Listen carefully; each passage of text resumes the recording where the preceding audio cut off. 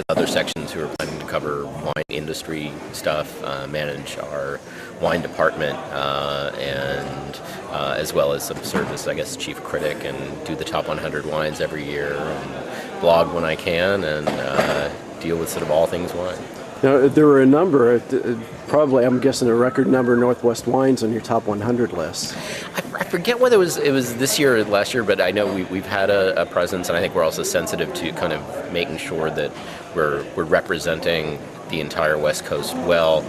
But obviously, I lived in Seattle for 6 years, and I came to San Francisco with a feeling that Northwest wines, both from Oregon and Washington, and when we find them from Idaho, are fantastic. The quality of the winemaking there, the quality of the fruit is just extraordinary. And so I think the biggest challenge for me here in California is that I was used to having access to these wines on a regular basis all the time in Seattle, and now you're reminded that the challenge now is probably for Washington especially to kind of spread its wings a little more, and for the small labels to get a little farther out there. Although I will say I would find probably a lot more Washington wines in New York than I do in California.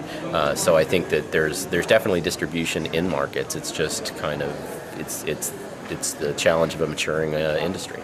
In the last year or two, what are some of the varieties and the styles from the Northwest that have kind of made their presence known on your top 100 list?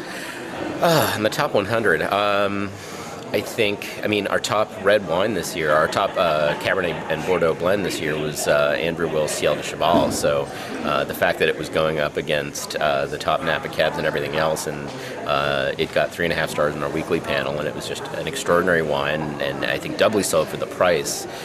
We felt like it's just it's a challenge to find a wine performing that well at that price, and obviously Chris Camarda is a really, really talented guy.